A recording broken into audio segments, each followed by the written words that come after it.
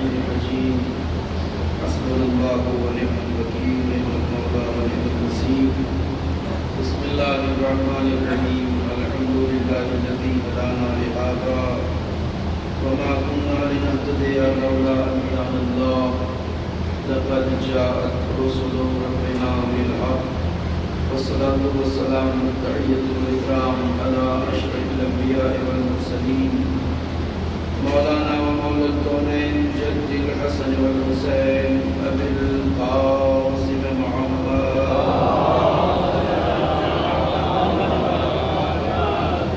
وعلى آله الطيبين الطاهرين المعصومين المظلومين ولعنة الله الدائمة الباقية الأبدية على أعدائهم وقاتلهم وغاصبي حقوقهم أجمعين من الآن إلى قيام يوم الدين أما بعد فقد قال الله سبحانه تبارك وتعالى وهو أصدق القائلين بسم الله الرحمن الرحيم بسم الله الرحمن الرحيم قال أبو عبد الله حسين عليه السلام إني لم أخرج أشرا ولا بدرا ولا ظالما ولا مفسدا بل خرجت لطلب الإصلاح في أمة جدي أريد أن أمر بالمعروف وأنهى عن المنكر وأن أسير بسيرة جدي وأبي صلوات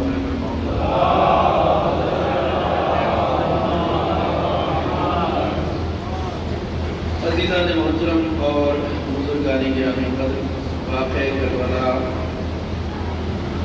اس کی اہمیت اور اثرات کے حوالے سے سلسلہ گفتگو آپ کے سامنے پیش کیا جا رہا ہے اور جو عرائض میں نے اب تک آپ کی خدمت میں عرض کیے اس سے یہ بات واضح ہوتی ہے کہ کربلا ایک ابدی اور ہمیشگی تحریک ہے، ایک ایسا سلسلہ، ایک ایسا معرکہ جس میں سید الشہداء نے میدان کربلا میں لاکھوں کے لشکر کے مقابلے میں 72 کرداروں کو کھڑا کیا اور ان 72 کرداروں نے اپنی قیمتی جان اللہ کی راہ میں قربان کر کے ایک ایسی فتح، ایک ایسی کامیابی، ایک ایسی جیت کو تاریخ انسانی کے سامنے پیش کیا جس کی مثال، جس کی نظیر انسانی تاریخ میں کہیں نہیں ملتی۔ واقعہ کربلا سید الشہداء اور اصحاب سید الشہداء کی ان بے مثال اور عدیم المثال قربانیوں کی جلوہ ہے، جہاں انہوں نے پورے اعتقاد، پورے عقیدے، پورے ایمانی طاقت کے ساتھ اپنا کردار ادا کیا۔ میں نے آپ کی خدمت میں ایک بات اشارہ کر رہی تھی جس کی تکمیل نہیں ہو سکی تھی، اور وہ یہ کہ جب ہم یہ سنتے ہیں کہ حسین ابن علی کے ساتھ 72 کردار کربلا میں آئے اور یزیدی لشکر کی تعداد لاکھوں میں کہی جاتی ہے، اور اتنی بڑی تعداد کے مقابلے میں حسین ابن علی 72 کرداروں کو لے کے آئے اور یہ معرکہ اسی طرح رقم ہوا، کہاں ہزاروں لاکھوں کا لشکر، کہاں 72 کردار۔ ان کرداروں کا یہ مقابلہ جو میدان کربلا میں ہوا، اس کی اصل حقیقت کیا ہے، اسے سمجھنا ضروری ہے۔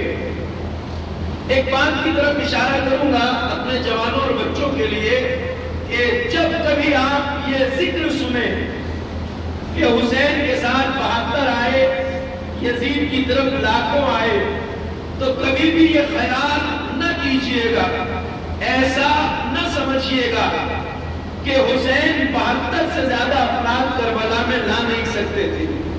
حسین لا سکتے تھے، مگر حسین کربلا کی جنگ کو لشکروں کی جنگ نہیں بنانا چاہتے تھے، بلکہ لشکروں کے مقابلے میں کرداروں کی جنگ بنانا چاہتے تھے۔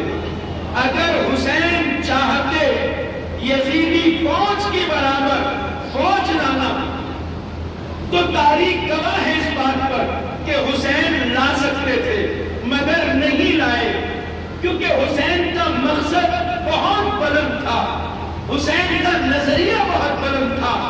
حسین کربلا کو تاریخ انسانی کا ایسا ممتاز واقعہ بنانا چاہتے تھے جو ابد تک باقی رہے اور تک سے ہدایت بن جائے بشریت کے لیے. اس لیے سید الشہداء نے اب ذہن گنجلک نہ ہو جائے بات، میں تاریخی حوالوں کی طرف اگر اشارہ کروں اور ذہن کو متوجہ کروں تو بات واضح ہوگی. کربلا کی تاریخ بتاتی ہے کہ سید الشہداء کا ساتھ دینے کے لیے بہت سے لوگ حسین کا ساتھ دینے کے لیے آئے اور اس بات کی نظریے کے تحت آئے کہ حسین چاہ رہے ہیں حکومت حاصل کرنے کے لیے. بھئی یزید مسند خلافت اسلامی پر ہے، ایک بدکار شخص کہاں اور فرزند رسول کہاں. تو بہت سے لوگوں کے لیے یہ فیصلہ کرنا آسان تھا کہ حسین کا ساتھ ہمیں دینا چاہیے. حسین کا ساتھ اس لیے بھی دینا چاہیے کہ آپ فرزند رسول ہیں، اس لیے بھی دینا چاہیے کہ بلند کردار ہے، اس لیے بھی دینا چاہیے کہ آپ کا مرتبہ کتنا بلند ہے امت جانتی تھی. سید الشہداء اگر حکومت کے لیے جا رہے ہیں تو ساتھ دینا چاہیے. بہت سے لوگ حسین کا ساتھ دینے کے لیے آئے مگر حسین ابن علی نے ہر منزل پر ٹھہر کر رک کر خطبے ارشاد فرمائے اور ان خطبوں میں واضح لفظوں میں یہ بتایا آنے والوں کو کہ ہمارے ساتھ وہ آئے جس میں گلا کٹانے کی ہمت ہو، ہمارے ساتھ وہ آئے جس میں گھر اٹھانے کا حوصلہ ہو، ہمارے ساتھ وہ آئے جس میں جان کی بازی لگانے کا حوصلہ ہو. اس لیے کہ ہم کربلا جا رہے ہیں. یہ حسین ابن علی نے واضح بتایا. وضاحت اس لیے کر رہا ہوں تاکہ بات بچوں کے ذہنوں تک پہنچ جائے، جو کہنا چاہتا ہوں وہ بات واضح ہو جائے. حسین اگر نہ بتاتے ان آنے والوں کو، تاریخ کہتی ہے جب انہیں یہ یقین ہو جاتا تھا کہ حسین حکومت کے لیے نہیں جا رہے ہیں، قربانیوں کے لیے جا رہے ہیں، تو نہ جانے کتنوں نے اپنا راستہ حسین سے الگ کر لیا. یہ تاریخ کا حصہ ہے. نہ جانے کتنے قبیلے آئے، کتنے علاقوں کے لوگ آئے مدد کے لیے حسین کی کہ بھائی اچھا ہے حسین حکومت کرے تو اس سے اچھا کیا. کہا فرزند رسول، کہا ہندہ جگر خارا کا نجس لہو، فرق واضح تھا. بہت اچھی بات ہے، حسین حکومت کریں گے تو ہمیں بھی منصب ملیں گے، عہدے ملیں گے. بہت سے لوگ ساتھ دینے کے لیے آئے مگر حسین نے تقریریں کر کر کے بتایا کہ ہم حکومت کے لیے نہیں جا رہے ہیں، قربانیوں کے لیے جا رہے ہیں. بہت سے نے اپنے راستے الگ کر لیے. ایک بات یہاں ٹھہر کے کہنا چاہتا ہوں، اگر حسین نے نہ بتاتے کہ ہم قربانی کے لیے جا رہے ہیں تو یہ اسی خیال کے ساتھ حسین کا ساتھ دینے کربلا تک آ جاتے ہیں اور اس صورت میں بہت بڑی تعداد کربلا میں حسین کے ساتھ آ گئی ہوتی. اور اس کا مطلب یہ ہے کہ برابر کی ٹکر ہوتی. بہت سے لوگ حسین کے ساتھ آتے مگر آل محمد کا ایک مزاج ہے. جملے کو ذرا اہتمام کے ساتھ کہہ رہا ہوں تاکہ بات ذہنوں میں پیوست ہو جائے.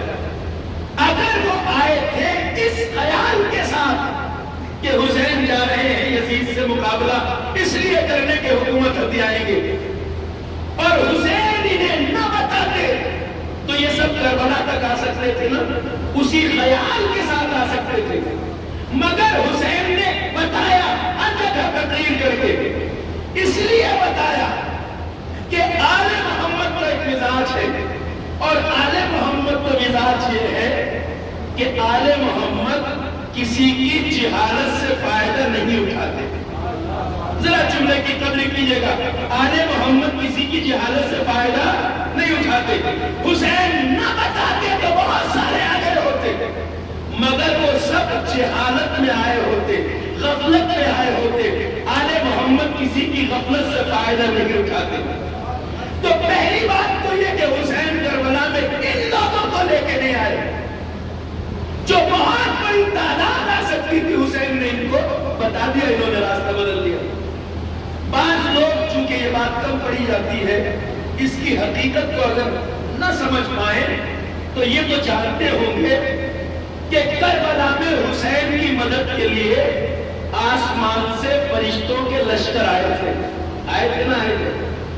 اگر حسین کربلا کو لشکروں کی جنگ بنانا چاہتے تو ملائکہ کے لشکر کو روک لیتے، وہ تو بڑے پاکیزہ تھے، ملک تو پاک و پاکیزہ ہے، ملائکہ کے لشکر سے مدد لیتے، روک لیتے، مگر واپس بھیج دیا حسین نے۔ کیوں؟ اس لیے کہ حسین کربلا کی جنگ کو لشکروں کی جنگ نہیں بنانا چاہتے تھے، حسین تو لشکروں کے مقابلے میں کرداروں کو کھڑا کرنا چاہتے تھے۔ اور جنہوں نے یہ سن رکھا ہے کہ حسین کی مدد کے لیے آسمان سے ملائکہ کے لشکر آئے تھے، انہوں نے یہ بھی سنا ہوگا یقینی طور پر کہ حسین کی مدد کے لیے کربلا میں جنوں کا لشکر بھی آیا تھا۔ جنوں کا لشکر، سردار جنہ، شہزادہ قوم جن، زعفر جن، جس کا نام آپ نے سنا ہے، زعفر جن اس لشکر کا سردار ہے، بڑا بہادر سورما۔ اب جنوں کا لشکر حسین کی مدد کے لیے آیا، مگر آپ نے جنوں کے لشکر کو بھی نہیں روکا، واپس بھیج دیا، کیونکہ اس صورت میں مقابلہ لشکر سے لشکر کا ہوتا۔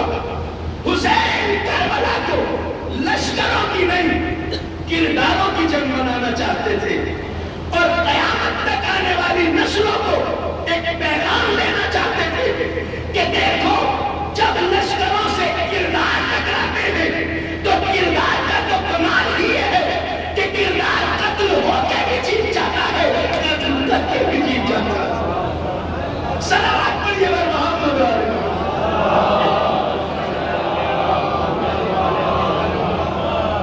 کردار کو شکست نہیں ہوتی، صاحب کردار ہار کا نہیں ہے، قتل کر کے بھی جیت جاتا ہے، قتل ہو کے بھی جیت جاتا ہے۔ کمال کردار کا یہ ہے۔ اچھا ایک نظریے کی طرف آئیے، جس حسین نے عام انسانوں کو کربلا لانا گوارا نہیں کیا، مگر نہ بڑی بھیڑ ہو سکتی تھی، جس حسین نے معصوم فرشتوں کے لشکر کو نہیں روکا، جس حسین نے جنوں کے لشکر کو نہیں روکا کربلا میں اپنی مدد کے لیے، وہ حسین قریب کے شہر کوفہ ایک خط لکھتا ہے، کسے؟ اپنے بچپن کے دوست حبیب ابن مظاہر کو خط لکھا حسین نے، حبیب ہم نرغیادہ میں گھرے ہیں، جتنی جلدی ہو ہماری مدد کے لیے آ جاؤ، اور عصر عاشور تک آ گئے تو آ گئے، نہ آ سکے تو عصر قیامت ملاقات ہوگی۔ سب کو بھیج رہا ہے جو حسین، وہ ایک ایسے بوڑھے صحابی کو کیوں بلا رہا ہے جس کی کمر جھکی ہوئی ہے، جس کی پھلی لٹکی ہوئی ہے؟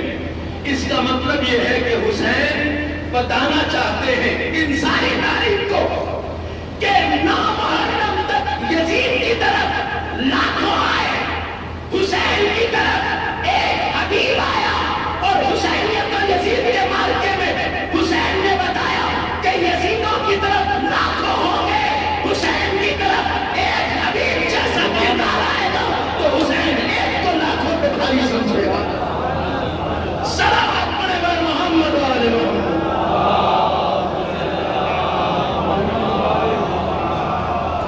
یہ حسین کے اصحاب 72 ساتھی کیوں آئے تھے میدان کربلا میں؟ یہ آئے تھے اللہ کے ذکر کو بچانے کے لیے، مقصد بلند تھا کربلا والوں کا، بالا ترین مقصد کے لیے آئے تھے، ذکر الہی کو بچانا، اور اس ذکر کی حفاظت کی راہ میں انہوں نے جان کی بازی اس طرح لگائی کہ عاشور کی رات حسین نے اپنے خیمے میں سب کو جمع کر دیا۔ چاہنے والوں، عاشور کی رات ہے، سناٹا ہے، جسے جو راستہ ملے چلے جاؤ، مگر تاریخ کہتی ہے کہ کوئی بھی تاریخ خیمے سے حسین کے نہیں گیا، کوئی بھی نہیں گیا۔ مقصد کی راہ میں اس طرح ثابت قدم کوئی انسانی تاریخ میں نظر نہیں آتا۔ اللہ کے دین کو بچانے آئے ہیں، ذکر الہی کو بچانے آئے ہیں، اور اس طرح ثابت قدم ہے کہ حسین کہہ رہے ہیں چلے جاؤ، مگر کوئی چھوڑ کر جانے کو تیار نہیں۔ اب سید الشہداء نے یہ بھی کہا کہ میرے جوانوں جاؤ میں تمہارے سروں سے اپنی بیعت اٹھائے لیتا ہوں. مگر بیعت اٹھانے کے بعد بھی کوئی حسین کو چھوڑ کر نہیں گئے. پھر سید الشہداء نے یہ بھی کہا کہ چلے جاؤ گے تو تمہاری جنت، میں نے عرض کیا تھا کہ تم پر جنت واجب ہے، چھوڑ کے بھی چلے جاؤ گے. مگر اس طرح ثابت قدم رہنے والے اصحاب حسین کہ جو آقا کو چھوڑ کر نہیں گئے حق نصرت کی ادائیگی کے لیے، انہوں نے جو کردار ادا کیا وہ کردار تاریخ بشریت کے لیے مثال بن گیا. مائے گئے حق و باطل میں مسل بن گئے کربلا والے، اور یہ پیغام دیا کہ یہ مت سمجھو کہ جیت اور ہار کا فیصلہ ہر جنگ میں اس طرح ہوتا ہے جس طرح لشکروں کے ٹکراؤ میں ہوتا ہے. سید الشہداء کے اصحاب نے بتایا کہ جیتتا وہ ہے جس کا مقصد جیت جائے، اور ہارتا وہ ہے جس کا مقصد ہار جائے. کربلا میں یزیدیت ہار کیسے گئی، حسینیت جیت کیسے گئی؟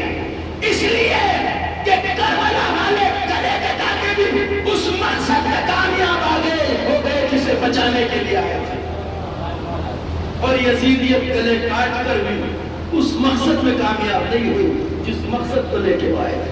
وہ آئے تھے اللہ کا ذکر مٹانے کے لیے، وہ آئے تھے آواز توحید کو مٹانے کے لیے، وہ آئے تھے ذکر الہی کو مٹانے کے لیے. اور کربلا نے قیامت تک خط فاصل کھینچ دیا.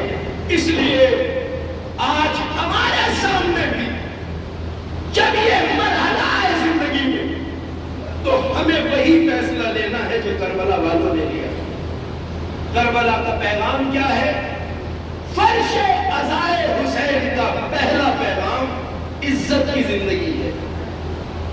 سر اٹھا کے جیو، ذلت کی زندگی گوارا نہ کرو. اس لیے کہ نرغہ آدم حسین نے جو ببان کے توحد اعلان کیا، گویا کتاب کربلا کے پہلے ورق پہ جو لکھا ہے وہ حسین کا یہی جملہ ہے: الموت اولا بالرکوب العار، عزت کی موت ذلت کی زندگی سے بہتر ہے.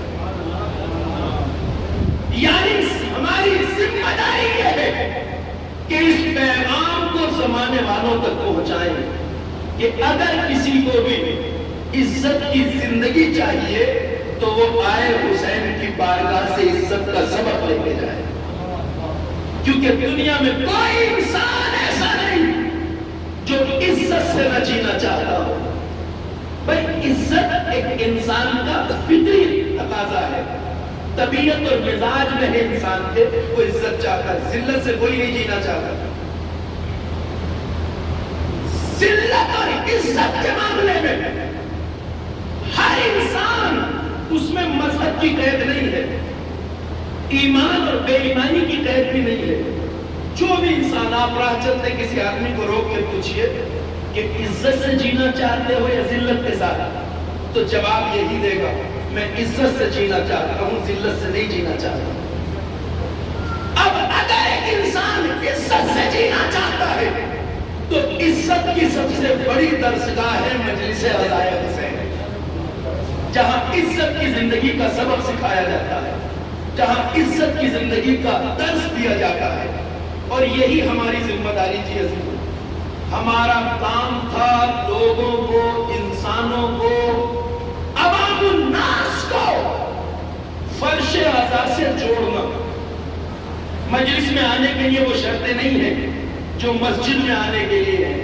آپ اور ہم بخوبی جانتے ہیں مجلس میں آنے کے لیے وہ شرطیں نہیں ہیں جو مجلس میں آنے کے لیے ہے. مسجد میں آنے کے لیے جو شرطیں ہیں وہ مجلس کے لیے نہیں رکھی گئی، تاکہ ہر انسان کو ہم فرش عزائے حسین سے جوڑیں اور انسانیت کو عزت کا راستہ دکھائیں. ہماری ذمہ داری یہ تھی. مگر افسوس کہ ہم نے اپنی ذمہ داری کو ادا نہیں کیا. ہم نے تو مجلسوں میں وہ کیا کہ جوڑنا تو دور کی بات، جو کل تک آتے تھے آج وہ بھی نہیں آتے. کبھی ہمیں سوچنا ہوگا اس بارے میں کہ ہم نے لوگوں کو مجلس عزا سے جوڑا ہے یا توڑا ہے. ہمارا کام تھا مجلس سے انسانیت کو جوڑنا. ہمارا کام تھا کربلا کے پیغام کو عام کرنا، ہمارا کام تھا حسینیت کی تعلیمات کو عام کرنا، مگر ہمارے ممبروں سے شاید وہ کچھ کہا گیا کہ جو کل تک آتے تھے دل و جان سے اب وہ بھی نہیں آتے۔ یہ ہمارے لیے لمحہ فکریہ ہے۔ ہم نے مجلس سے لوگوں کو جوڑنے کا کام کیا یا توڑنے کا کام کیا، اس کے بارے میں ہمیں غور کرنا ہوگا۔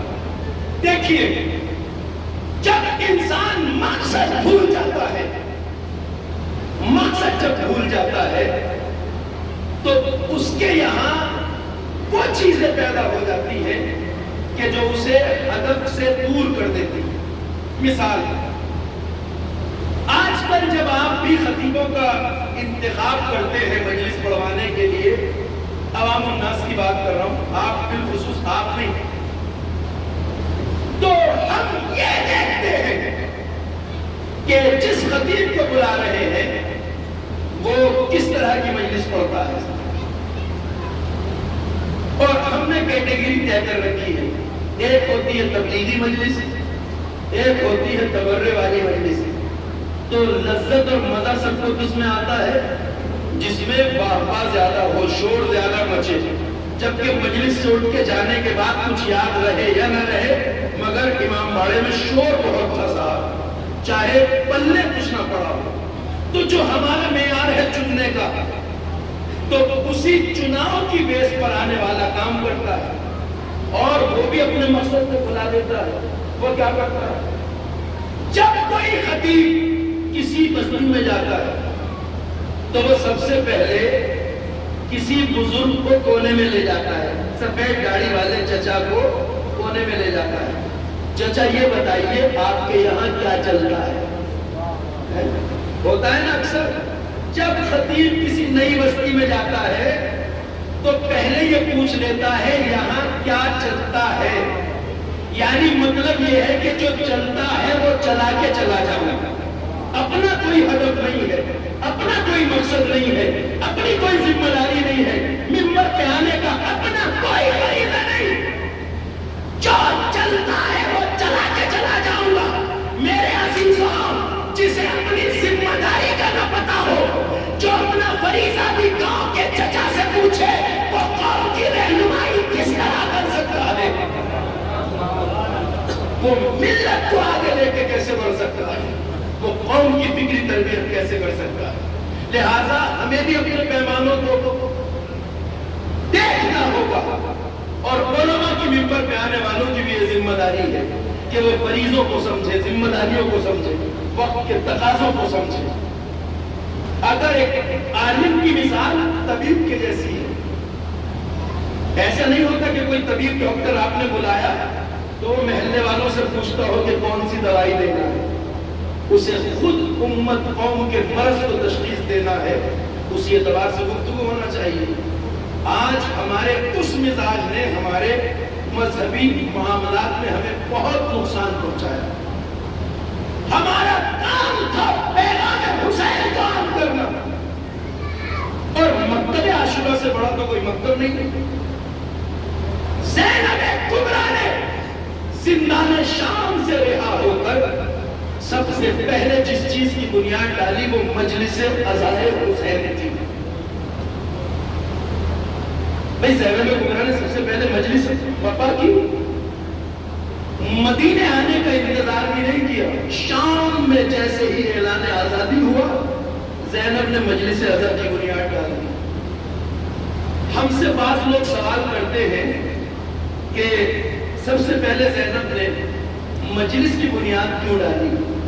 تو اس کا ہم ایک جواب دیتے ہیں عام طور سے، اور وہ جواب زینب کا جواب نہیں ہے، وہ جواب ہماری سطح عقل کا جواب ہے۔ ہم کہتے ہیں زینب نے بنیاد مجلس عزا کی اس لیے ڈالی تاکہ قیامت تک میرے بھائی کا ذکر ہوتا رہے، چرچا ہوتا رہے، میرے بھائی کا نام باقی رہے۔ دیکھیں، اس کی فکر کرنے کی ضرورت زینب کو نہیں تھی، کیونکہ زینب جانتی تھی کہ جس رب کے ذکر کو بچانے کے لیے میرے بھائی نے قربانی دی ہے، ذکر کی حفاظت کرنے والی تو وہ ذات ہے جس نے کہا ہے تم میرا ذکر کرو میں تمہارا ذکر کروں گا۔ اللہ کبھی بھی حسین کے ذکر کو کھینچنے نہیں دے سکتا. تو زینب کا مقصد یہ نہیں تھا کہ بھیا کا نام باقی رہے. یہ تو جواب ہم دیتے ہیں کیونکہ ہماری سوچ ایسی ہے. دیکھیے کبھی کبھی باتیں کسی نہ کسی سماج میں منتبر ہو جاتی ہیں، اس میں خطیب یا ذاکر کا کوئی قصور نہیں، وہ کسی کو کہہ نہیں رہا ہوتا ہے، عام بات کہہ رہا ہوتا ہے. ہمارا مزاج ہے کہ اگر ہم نے کچھ کیا ہے تو ہم چاہتے ہیں نام بھی ہو. یہی ہم اس معاملے میں سمجھتے ہیں کہ شہزادی یہ سوچ رہی کہ میرے بھائی نے کچھ بڑا کام کیا ہے تو نام بھی باقی رہے. ہم بھی یہ کرتے ہیں اپنی زندگی میں، جب کوئی کام کرتے ہیں تو چاہتے ہیں نام رہے. اچھا ہم عام انسان ہیں، ہمارے لیے کوئی حرج بھی نہیں ہے. اسی لیے جب مسجد میں امام باڑے میں کبھی چندہ دیا جاتا ہے تو ہماری کوشش ہوتی ہے کہ ہمارا نام بورڈ پر لکھا جائے.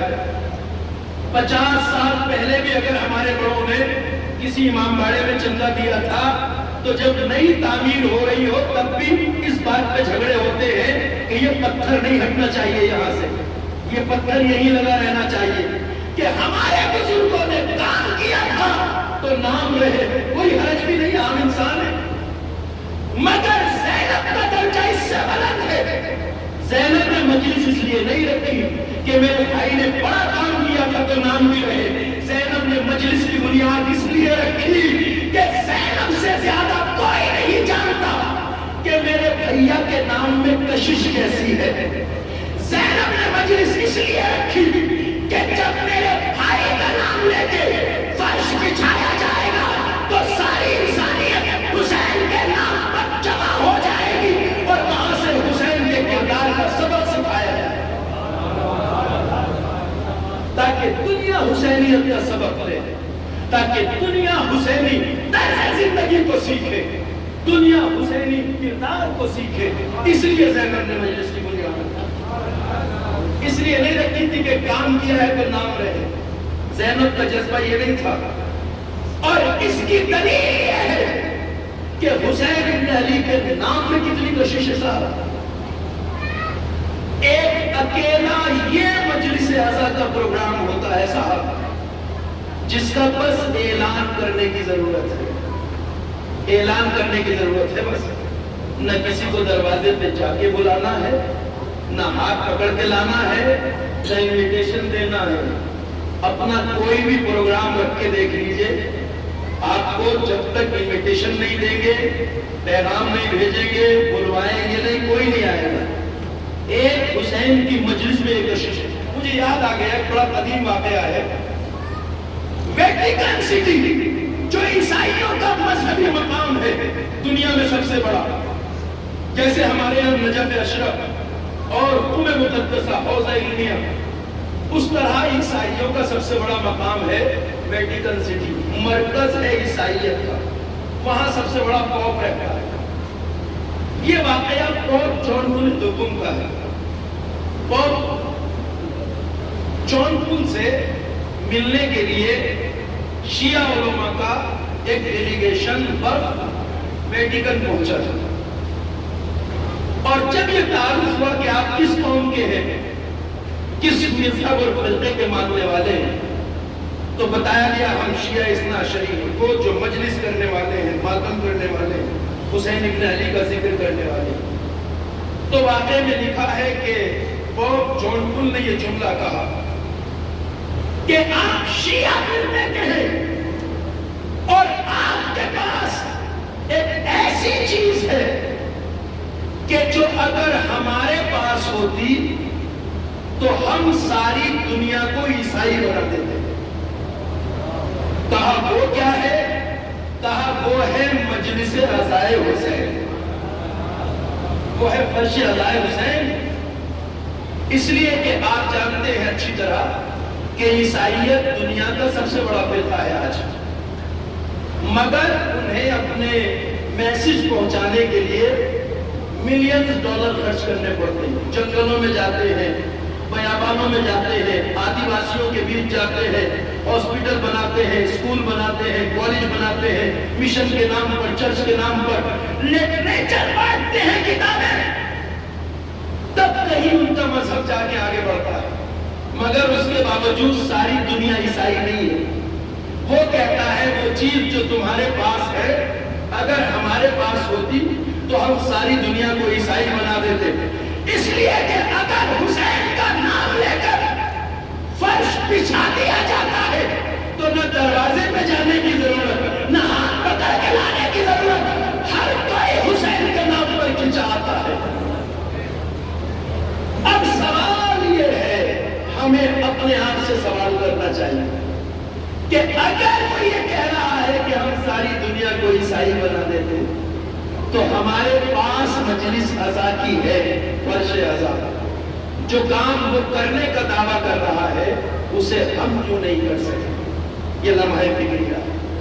چونکہ کہیں نہ کہیں مجالس عزا کو جو رخ ہمارے یہاں دے دیا گیا ہے اس نے ہمارے مزاج کو ایسا بنا دیا ہے کہ ہم اپنے اندر ہی سمٹ کے رہ گئے. ہم نے مجلس عزا کے پیغام کو آگے نہیں پہنچایا، بشریت اور انسانیت تک نہیں پہنچایا. اسی لیے جلوس عزا دیکھنے والے دیکھتے ضرور ہیں مگر ان تک ہمارا کوئی پیغام نہیں پہنچتا، ہم اس کا اہتمام بھی نہیں کرتے. یہ خطا ہے، یہ قصور ہے. سید الشہداء اس مکتب اہل بیت کا نام ہے کربلا، جو زندہ اور بیدار مکتب ہے، جو ہر دور کے یزیدوں کے خلاف کھڑے ہونے کا حوصلہ عطا کرتی ہے، ہمت عطا کرتی ہے. ہر قوم کو آپ دیکھ لیجئے دنیا کی، انہیں اپنی تاریخ میں جب کسی کردار پہ فخر کرنا ہوتا ہے تو انہیں اپنی تاریخ کو کھنگالنا پڑتا ہے. کسی قابل فخر شخصیت کو تلاش کرنے کے لیے انہیں کوئی کردار ڈھونڈنا پڑتا ہے تاکہ جس پہ وہ فخر کر سکے. مثلا ہندوستان میں ایک کمیونٹی ہے جو دلت کہلاتی ہے. وہ ہندوستان کے قدیم باشندے ہیں مگر ہزاروں سال سے اس ملک میں سب سے دبا کچلا مظلوم پچھڑا ہوا طبقہ یہی ہے یا نہیں؟ اس پچھڑے ہوئے طبقے میں ایک کردار پیدا ہوا ان کی تاریخ میں جس پر وہ فخر کرتے ہیں اور اس کی پرتیما ساری بستیوں میں گاؤں دیہاتوں میں لگاتے ہیں. کون؟ بابا بھیم راؤ امبیڈکر. بڑی شخصیت ہے، اس میں کوئی شک نہیں، فخر ہونا بھی چاہیے. ہر قوم اپنی تاریخ میں ڈھونڈ کے کوئی ایسا کردار تلاش کرتی ہے جس پہ وہ فخر کر سکے. صدیوں سے کچلے ہوئے عوام میں ایک اچھا انسان پیدا ہوا جس پر انہیں فخر ہونا چاہیے. اچھی بات ہے. مراٹھوں کے یہاں جائیے آپ مہاراشٹر میں، وہاں آپ کو ان کی ہسٹری میں ایک کردار ملے گا جسے وہ ہر جگہ بیان کرتے ہیں. چھترپتی شیواجی مہاراج، ادھر آپ جائیے گا تو ہر جگہ آپ کو اسی کا ذکر ملے گا، اسی کا نام ملے گا، اسی کی مورتیاں لگیں گی. مگر میں جو کہنا چاہتا ہوں وہ یہ ہے کہ دنیا کی ہر قوم کو کوئی قابل فخر کردار تلاش کرنے کے لیے اپنی تاریخ کو کھنگالنے کی ضرورت ہے، پیچھے جانے کی ضرورت ہے. مگر کربلا والے وہ ہیں جنہیں پیچھے جانے کی ضرورت نہیں. ان کے پاس ہر دور میں وہ کردار ہوتے ہیں جن پر جتنا فخر کیا جائے کم ہے. ہم چیلنج کے ساتھ کہتے ہیں ساری دنیا سے، اگر ہے دنیا کی کسی قوم کے پاس ایک جنرل قاسم سلیمانی جیسا تو لا کے دکھاؤ. اگر ہے کسی کے پاس ایک سید حسن رسول اللہ جیسا تو لا کے دکھاؤ، جنہوں نے وقت کے یزیدوں کی ناک رگڑ کے رکھ دی. تاریخ نہیں دکھا سکتی ایسے سورما، ایسے ساون. اور یہیں سے ہمیں اس بات کو سمجھنا ہوگا کہ ہم اپنی تاریخ میں مجبور نہیں ہیں. ہمارے پاس تو کردار کے وہ اعلیٰ نمونے موجود ہیں مگر ہر دور میں ہے. میں ان کی بات نہیں کر رہا ہوں جو نائبان امام ہیں، ان کی بات کر رہا ہوں جو عام انسان ہیں. عام انسان ایسے کردار ہمارے پاس آج بھی ہے. یہ کردار کہاں بنے؟ اسی فرش عزائے حسین پر، جہاں ہم اور آپ بیٹھے ہیں، انہی فرش عزا کی گود میں یہ کردار پلے جنہوں نے انسانیت کا دھارا موڑ کے رکھ دیا۔ لہذا غفلت نہیں ہونا چاہیے، بیداری ہونا چاہیے۔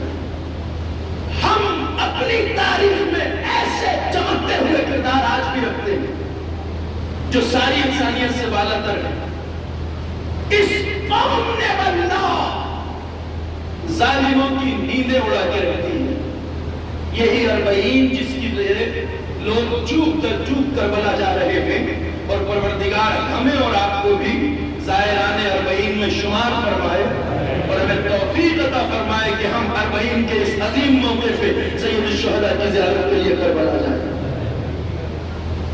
کل رشیا میں، روس میں ایک بہت بڑے فلسفر کو آتنکی حملے کا نشانہ بنایا گیا۔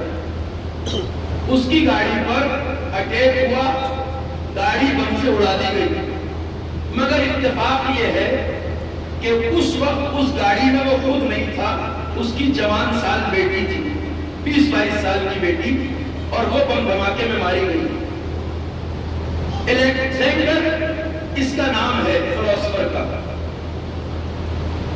اس کا قصور صرف یہ ہے کہ آج اگر آپ روس کو شیعان آل محمد کے ساتھ کھڑا دیکھ رہے ہیں، سیریا، عراق، ایران، لبنان، ہر جگہ، تو وہ اسی فلسفر کی وجہ سے ہے۔ چونکہ یہ وہ شخص ہے جس نے کہا کہ جب ساری دنیا غرق ہو رہی ہوگی ظلمت میں، فساد میں، تو منارہم اور جزیرہ ام صرف ایک جگہ ہوگی، اور وہ اسلامی جمہوریہ ایران ہوگا۔ اس نے کہا یہ شیعوں کی طاقت پوری دنیا پہ ایک دن مسلط ہوگی، اور ہمیں آج سے ان کا ساتھ دینے کی ضرورت ہے۔ صرف اتنے قصور میں کل اس کی گاڑی کو اڑایا گیا، مگر بیٹی ماری گئی، خود باقی ہے۔ یہ وہ شخص ہے جو ولادیمیر پوتین کا رائٹ ہینڈ مانا جاتا ہے۔ 40 کے اسی موقع پر یہ جو 40 آنے والی ہے، یہ جو لاکھوں اور کروڑوں لوگ کربلا کی طرف جا رہے ہوتے ہیں، اس 40 کے موقع پر یہ کئی بار اس پیدل سفر کو کر چکا ہے جو نجف سے کربلا کا 80 کلومیٹر کا۔ اور اس نے اپنے ایک انٹرویو میں یہ بات کہی تھی کہ 40 حسین، یہ جو پیدل مارچ ہے کربلا تک نجف سے لے کر 80 کلومیٹر، اس مارچ کو لوگ بس عقیدت اور محبت کا مذہب سمجھتے ہیں، مگر میں کہتا ہوں کہ اس پیدل مارچ نے انسانی تاریخ کے دھارے کو موڑ کے رکھ دیا ہے۔ اس کی نظریں جو دیکھ رہی ہیں اسے ہر آدمی نہیں دیکھ رہا۔ اس نے کہا یہ لاکھوں کروڑوں لوگ جو کربلا کی طرف جا رہے ہیں، یہ تاریخ کا دھارا موڑا جا رہا ہے، اور 40 نے دنیا میں ایک ایسی طاقت کو جنم دیا ہے جس کے آگے دنیا کی ہر طاقت تن سے جھکانے والی ہے۔ صلوات پڑھیے محمد و آل محمد۔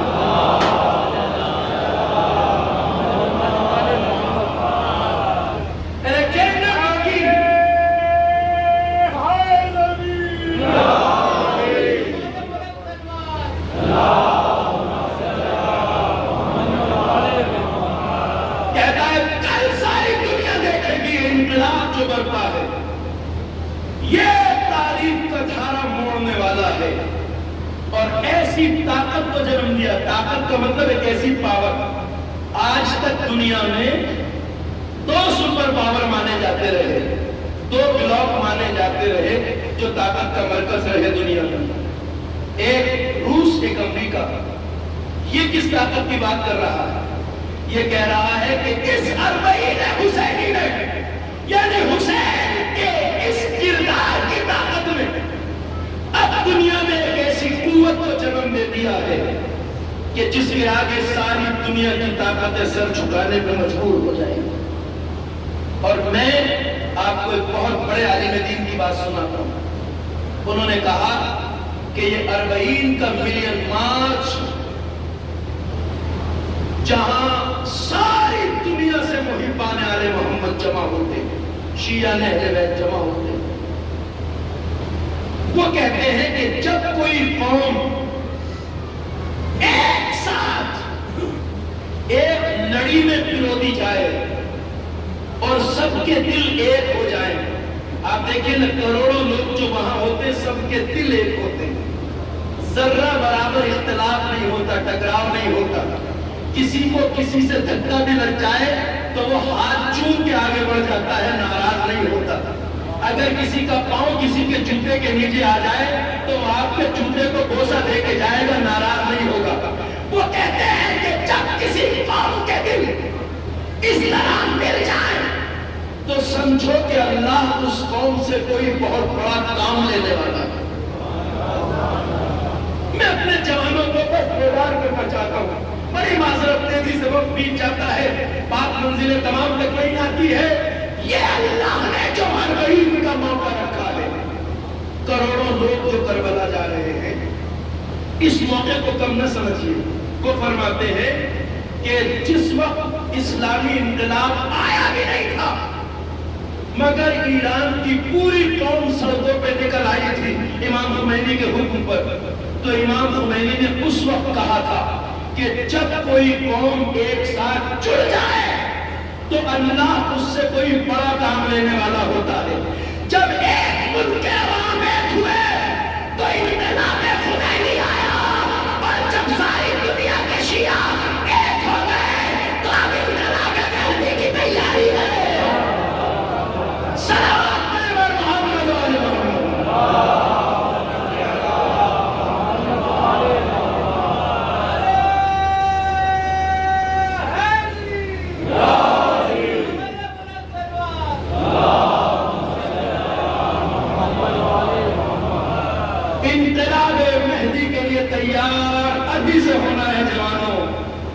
کیونکہ بہت سی روایتوں میں یہ تذکرہ ہے، بہت سی روایتوں میں یہ ذکر ہے کہ امام کا جب ظہور ہوگا تو وہ اچانک ہوگا، اور بہت سے لوگ یہ کہیں گے ارے ایک دم آ گئے، ہم تو ابھی سوچ رہے تھے نہ جانے کب ظہور فرمائیں گے۔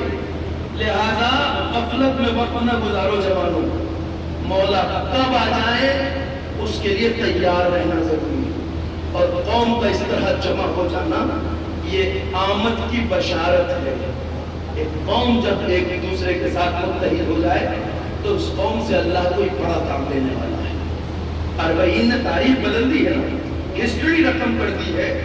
روئے زمین پر ایک وقت میں کسی جگہ پر اتنا بڑا انسانوں کا اجتماع زمین پر چشم فلک نے اس سے پہلے کہیں نہیں دیکھا تھا۔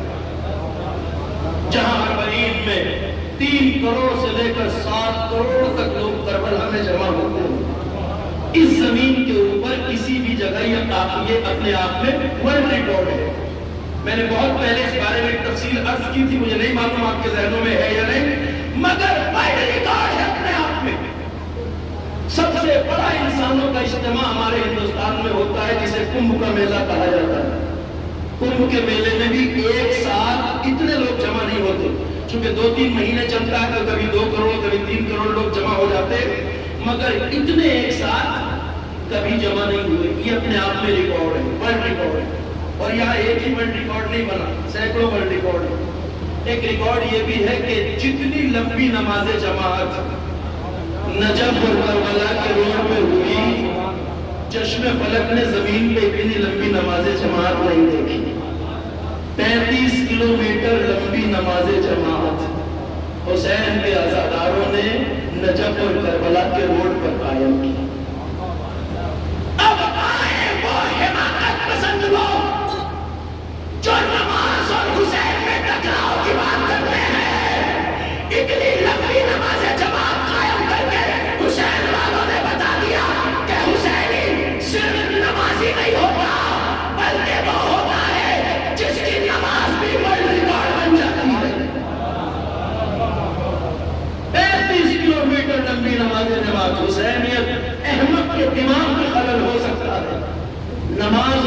روحانیت میں کوئی ٹکراؤ نہیں ہوتا ہے. جہاں حسین ہے وہاں ذکر پروردگار ہے. 35 کلومیٹر لمبی نماز جماعت اسی کربلا اور نجف کے روڈ پہ ہوئی. اور دنیا کا سب سے لمبا دسترخوان یہ بھی ورلڈ ریکارڈ ہے.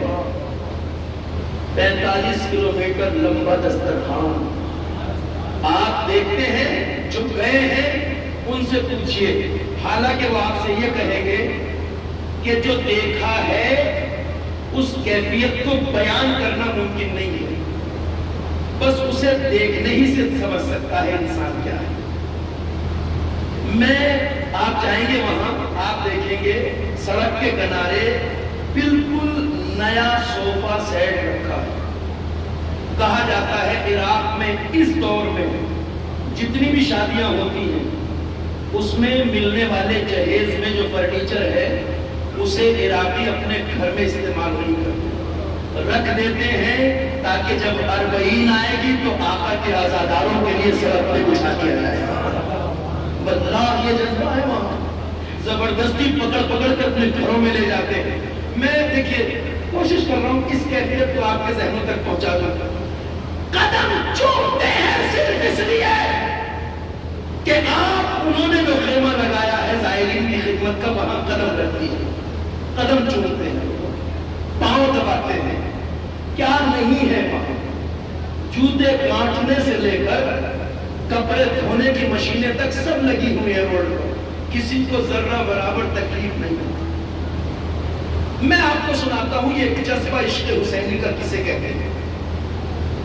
دو قبیلے عراق کے, وہاں بھی قبیلائی نظام آپ جانتے ہیں, دو قبیلوں نے اپنا اپنا موقف لگایا, یعنی وہی اسٹینڈ جو زائرین کی خدمت کا ہے, خیمے میں سال ہر کی کمائی خرچ کر کے وہ حسین کے زائروں کے خدمت کے لیے خیمے لگاتے ہیں. اور آپ کو نجف سے لے کے کربلا تک ہر جگہ آپ کو ملیں گے. کہا جاتا ہے انسان جو چیز کھانے کی تمنا کرتا ہے وہاں وہ چند قدم بعد اسے مل جاتی ہے. یہ تجربہ ہے, بہت سننے کیا ہے. تو لوگوں نے, دو قبیلے والوں نے اپنے اپنے موقف لگائے زائرین کی خدمت کے لیے. بہت بڑا پنڈال. ان دونوں قبیلوں میں بہت سخت دشمنی تھی, اور دشمنی یہ تھی کہ اس قبیلے کے ایک جوان کو, قبیلے کے سردار کے جوان بیٹے کو اس قبیلے کے سردار کے بیٹے نے مار دیا تھا. دونوں میں خونی دشمنی تھی. کیس چل رہا تھا اور اس سردار قبیلہ کے بیٹے کو سزائے موت سنائی جا چکی تھی اس کے قتل کے جرم میں. جب اربعین کے زائر آئے تو زائروں کو اپنے ٹینٹ میں لے جانے کے لیے ان دونوں قبیلوں میں اختلاف ہو گیا. یہ اپنی طرف کھینچ رہے ہیں, وہ اپنی طرف کھینچ رہے ہیں آنے والے قبیلوں میں. اور اس موقع پر بحث ہوتی ہے, تکرار ہوتی ہے. وہ پاؤں پکڑتے ہیں کہ ہمارے یہاں چلیے, یہ پاؤں چومتے ہیں ہمارے یہاں چلیے. اس موقع کا واقعہ ہے کہ جب فیصلہ نہ ہوا کہ مولا کے ظاہر کن کے یہاں جائیں, تو بات اس پہ آ کے طے ہوئی کہ اس قبیلے کے سردار نے جس کا جوان بیٹا مارا گیا تھا ایک پیشکش رکھی, پیش نہاد. کہا میں تمہیں آفر دیتا ہوں, اس آفر کے نتیجے میں تم انہیں ہمارے یہاں آنے دو. تو آفر کیا ہے؟ تو آفر یہ ہے کہ میرے بیٹے کا خون جو تمہارے قبیلے کی گردن میں ہے, میں اپنے بیٹے کا خون معاف کرتا ہوں. آقا کے ظاہروں کو ہمارے یہاں آنے دو. صلوات پڑھیے محمد و آل محمد.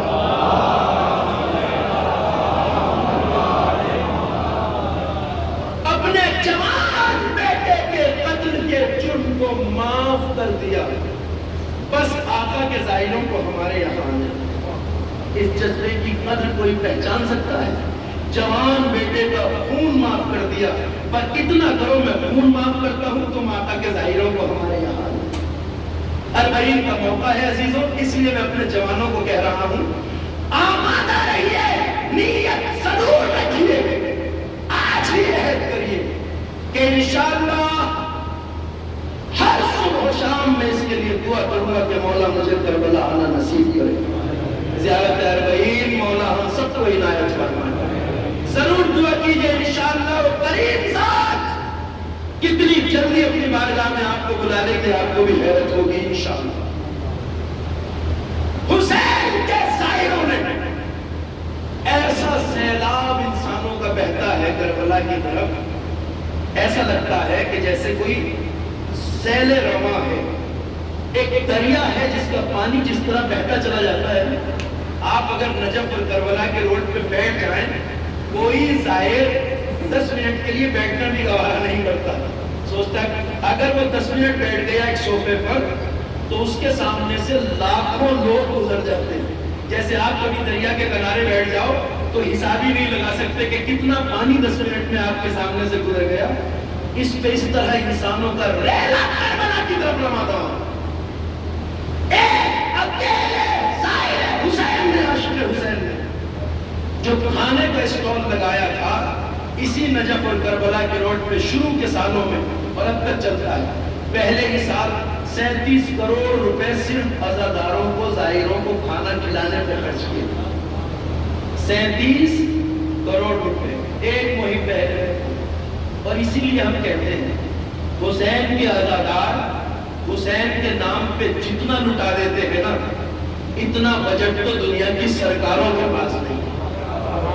کوئی حساب کر سکتا ہے؟ کوئی حساب نہیں لگا سکتا جتنا خرچ حسین کے عزادار مولا کے عشق میں کرتے ہیں۔ ایک عزادار صرف کھانا کھلانے پر 37 کروڑ خرچ کرتا ہے ایک موقع پر۔ تبھی تو ہم کہتے ہیں اتنی دولت بھی نہیں تیرے خزانے میں یزید، جتنی ایک شہر کا عزادار اٹھا دیتا ہے۔ صلوات پڑھے محمد و آل محمد۔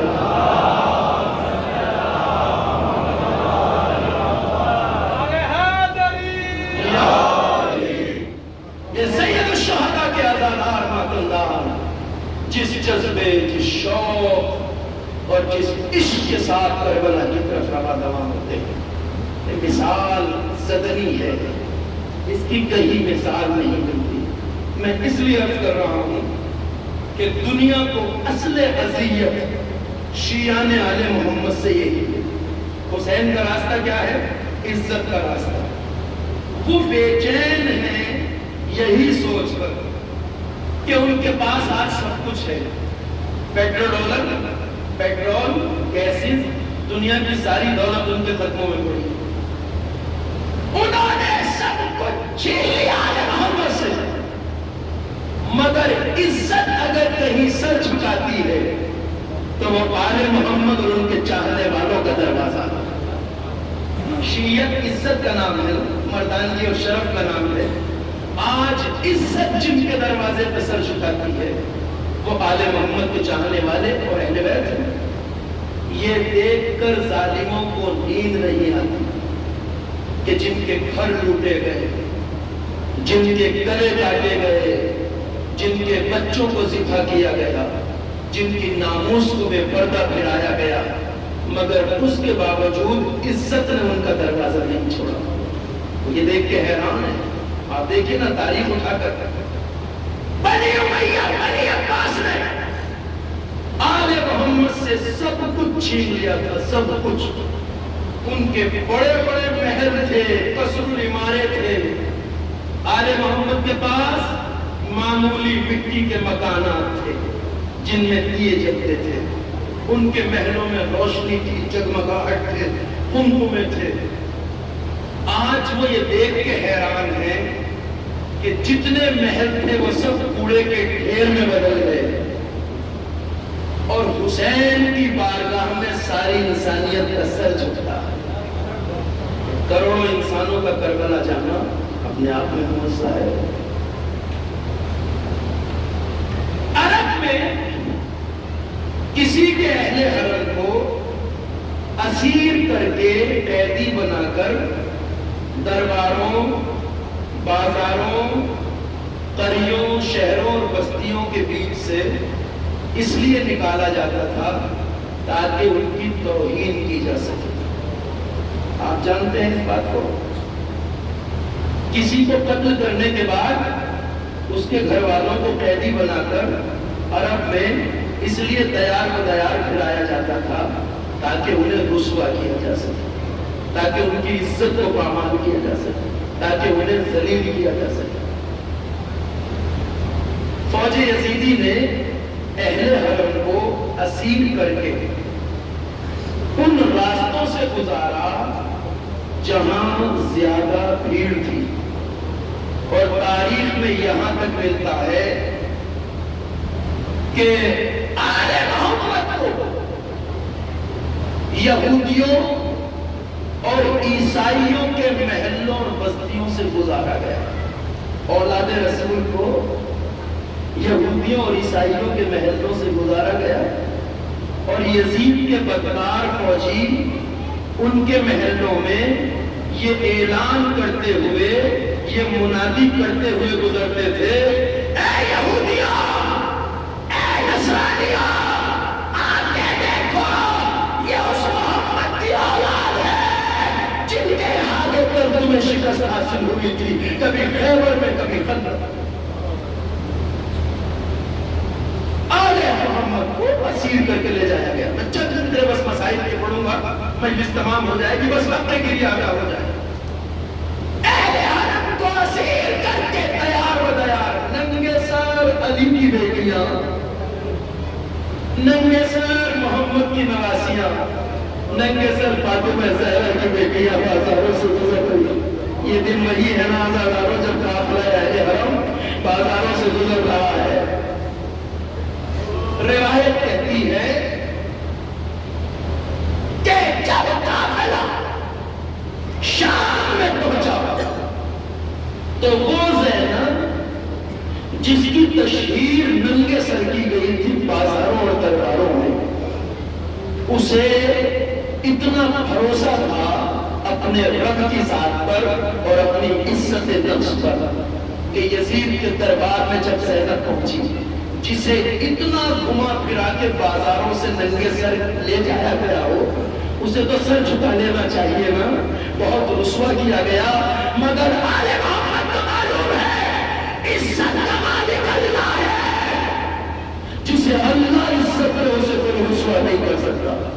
اسی لیے زینب جب شام کے بازار دربار میں پہنچی تو یزید کے محل میں